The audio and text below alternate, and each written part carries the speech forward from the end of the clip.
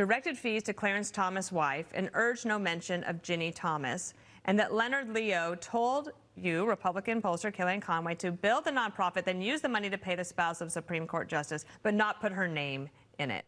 Another day and more Clarence Thomas corruption drama. This time we're learning that a conservative judicial activist arranged for Thomas's wife to be paid tens of thousands of dollars off the books, and that payer was about to have a case coming before the U.S. Supreme Court. Interesting. Welcome into TYT Overruled. I am your host, Adrienne Lawrence. In an exclusive per the Washington Post, Virginia Ginni Thomas cashed in multiple times over the course of a decade, but her name was intentionally left off of billing paperwork. That's interesting. In January 2012, conservative judicial activist Leonard Leo instructed the GOP pollster Kellyanne Conway to bill a nonprofit group he advises and use that money to pay Virginia Ginni Thomas, the documents show. The same year, the nonprofit, the Judicial Education Project, filed a brief to the Supreme Court in a landmark voting rights case. You may be wondering whether it was intentional or not that Ginni Thomas's name was left off of the invoicing. Here's the answer. Leo, a key figure in a network of nonprofits that has worked to support the nomination of conservative judges, told Conway that he wanted her to give Ginni Thomas another $25K, the documents show. He emphasized that the paperwork should have no mention of Ginni, of course.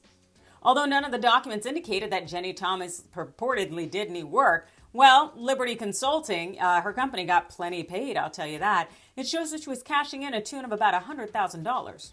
The arrangement reveals that Leo, a longtime Federalist Society leader and friend of the Thomases, seems like they got a lot of friends, has functioned not only as an ideological ally of Clarence Thomas's, but also has worked to provide financial remuneration to his family.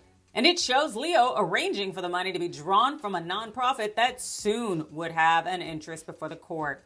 In addition to denying that Ginni's purported work had anything to do with business before the court, well, Leo said that he intentionally left her name off the paperwork because people can be gossipy and he wanted to protect the Thomases' privacy. Isn't that nice? Leonard Leo is quoted in that article. I think it's an important quote.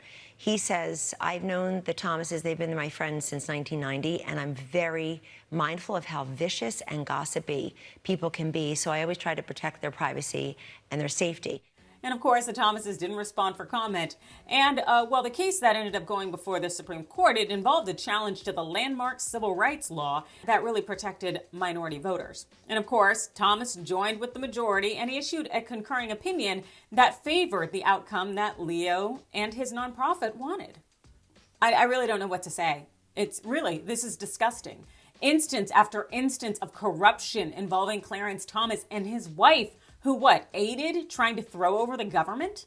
The committee obtained 29 texts between Thomas and former White House Chief of Staff Mark Meadows. In the messages, Thomas urged Meadows to do what he could to keep former President Donald Trump in power, despite President Biden's win.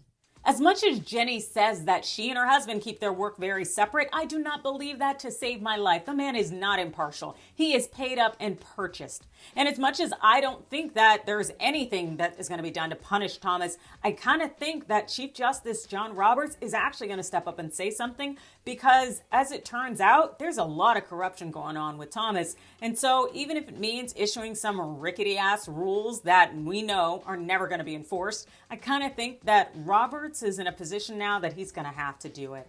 But then again, those are just my thoughts. You let me know yours in the comments below. Hit that like and follow button. And thanks for watching.